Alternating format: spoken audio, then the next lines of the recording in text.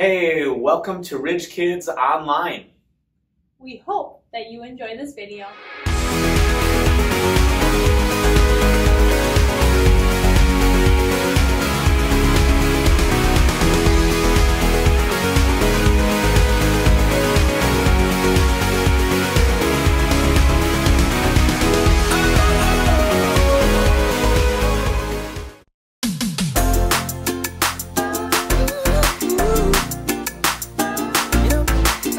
Gets hard. That doesn't mean we should give up. When the going gets tough and I wanna give up, I will trust in you. 'Cause you're always gonna lead, always gonna lead, always gonna lead me through.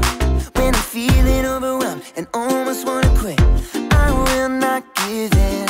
'Cause you're giving me strength, the strength to start again. Singing, everybody.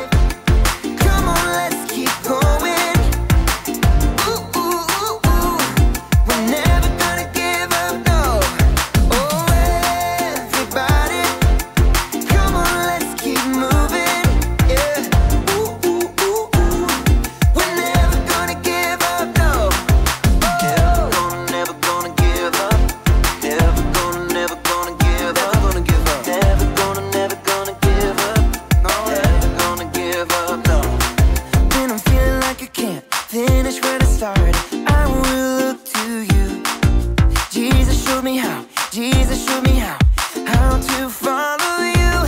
Singing, everybody, come on, let's keep going.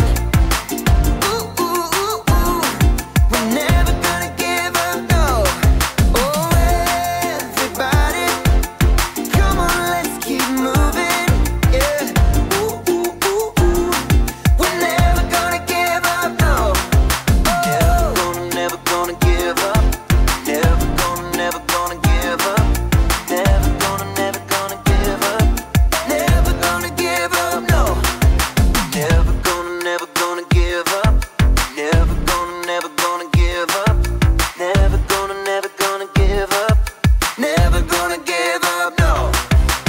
Everybody, come on, let's keep going. Ooh, ooh, ooh, ooh. We're never gonna give up, no.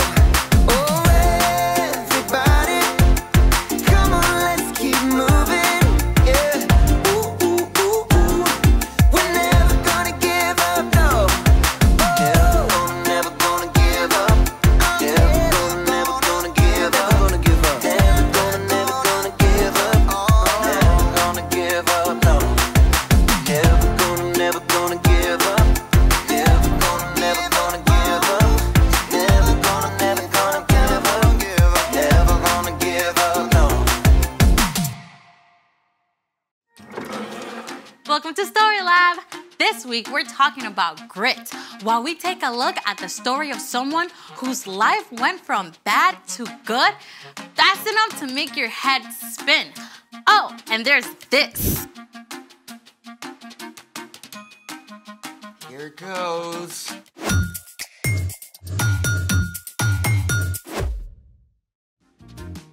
Hey, I'm Amaya. And I'm Zeke. And we're talking about grit, which is refusing to give up when life gets hard. What's under the plates? I don't know, actually.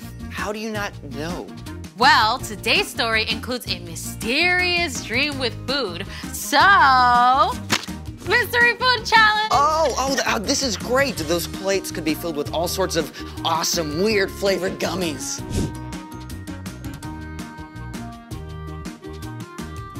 Well, I got my friend to set it up for us.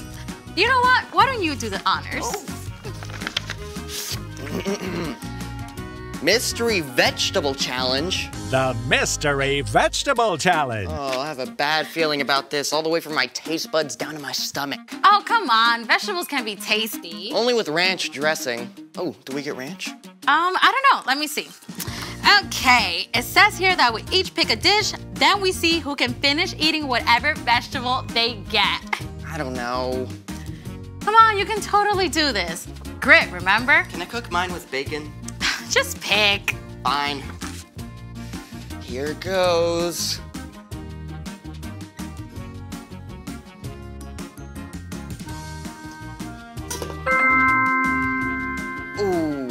That's a lot of carrots. Yeah, I'm definitely gonna beat you. You don't even know what your veggie is yet. Yeah, but I like vegetables. They're good for you. Just pick. All right.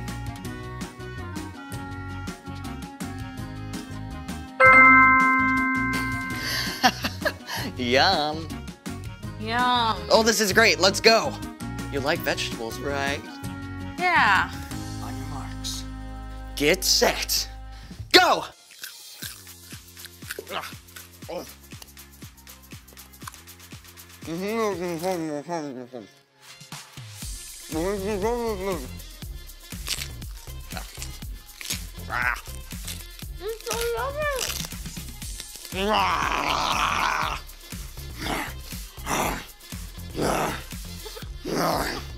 I'm gonna beat you. Oh, I won!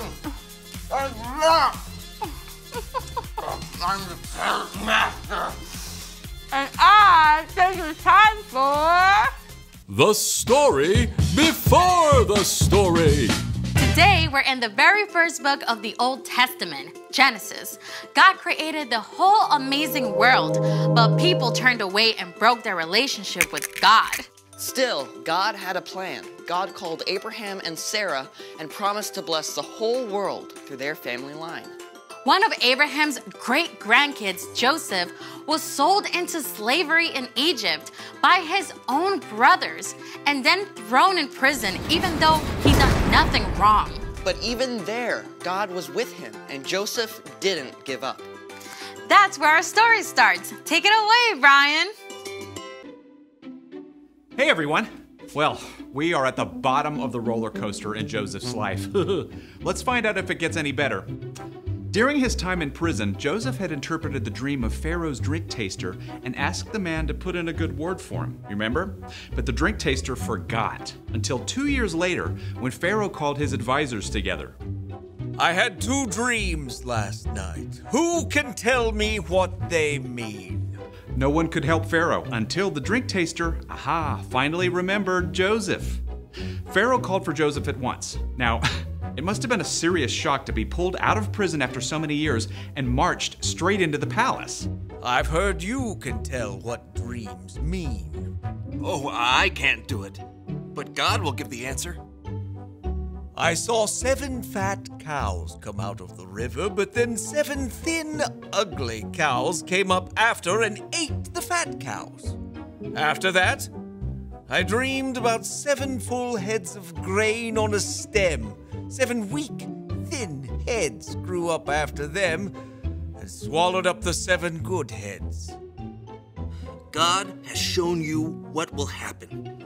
7 good years with plenty of food are coming. But then 7 years without enough food will follow. Pharaoh should look for a wise, understanding man to take charge and store some of the food in the good years so there will be food to use later. God has made all this known to you. I'm putting you in charge of the whole land of Egypt. Think about it. It had been years from the time Joseph's brothers sold him until he was taken out of prison. And then, in a single morning, he was made second in command of the whole land of Egypt. Joseph traveled all over Egypt and helped to store up grain during the 7 plentiful years. And when the years of hunger began, Pharaoh sent everyone to Joseph to buy food. Now, the famine spread far beyond Egypt. It even reached into Canaan, where Joseph's father Jacob and Joseph's brothers lived. And they soon became desperate for something to eat. I've heard there's grain in Egypt. Go buy some for us so we won't die. Jacob would not let his youngest son, Benjamin, go. But the older 10 brothers made the long journey to Egypt and came before Joseph. Joseph's brothers bowed down to him, just as Joseph had dreamed about so long before. We've come to buy grain. We're hungry. Joseph recognized them, but they did not know who he was, so Joseph decided to test them. You're spies! No, we were 12 brothers, sons of one man in the land of Canaan. Our youngest brother is now with our father, and one brother is gone. Joseph continued to test his brothers. He ordered them to leave Simeon behind, return home, and come back with Benjamin as proof of their innocence. Joseph had their sacks filled with grain and sent them away. Along the way, the brothers discovered that their money had been returned. When they arrived home, they showed Jacob the grain and told him everything that had happened. We have to take Benjamin back with us. Joseph is gone. Simeon is gone. I won't let you take Benjamin. At first, Jacob refused to let Benjamin go, but soon, all the grain brought from Egypt was gone. Go back. Buy us a little more food. The man warned us we can't return without Benjamin. I promise to keep him safe. All right, but take gifts along. Take twice the money. May God cause this man to show you mercy. Once again, the brothers made the long trek to Egypt, this time with Benjamin. When they arrived, Joseph ordered that the brothers be taken to his own house, where a special meal was prepared. Is your father still living? He is alive and well. When Joseph heard that his father was still alive and saw his younger brother Benjamin, he was so moved, he left the room and wept. Then a short time later, at last, Joseph told his brothers who he was. I am your brother Joseph, the one you sold into Egypt. But don't be angry with yourselves. God sent me ahead of you to save many lives. Then Joseph hugged his brothers and wept. He forgave them. He told them to return to Canaan and bring Jacob and the rest of the families to live in Egypt where they would have enough food, and that's exactly what happened. Joseph's entire family packed up and traveled to Egypt. Joseph finally saw his father Jacob again. The whole family settled in a place called Goshen and had enough to eat through the rest of the famine. The end. That is epic. I mean, Joseph's brothers did something terrible. Yeah, but God flipped it upside down. God made sure that Joseph was in the right place at the right time with the power to save his whole family. Yeah, that's right. Jacob's family actually became the Israelites. And remember, God promised to bless the whole world through them. In fact, hundreds of years later, Jesus was born into Jacob's family line. Through the life and death and resurrection of Jesus, every single one of us can be forgiven. Phew. So, what's our part in the story? Well, Joseph held on through some difficult times, right? But all those hard pieces ended up leading to something amazing. So, we can look at how God worked in Joseph's story and trust that God is at work in our lives too. Oh yeah, absolutely. God is big enough and amazing enough to take something that seems awful and still work out a good ending. Like if you have to move away from your friends. Or maybe you get sick right before a big trip you've been super excited about. God can see the bigger story, even if we can't. God knows how things will be made right in the end. Yeah, we might just have to wait a little longer than we like. You know what? I think you two got it. See you next time. So here's the thing. Hold on, because there's a bigger story, and that can give you grit. You really don't have to finish that. Oh, you bet I am, because the bigger story for this broccoli is sauteed with some bacon. Well, we can't finish without finding out what's in the last dish. Oh, go for it.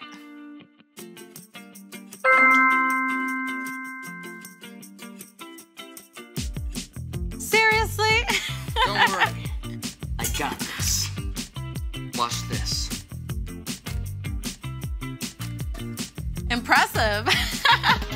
Thanks for joining us in the Story Lab. See you next time. All right, whoa, let's go find some bacon.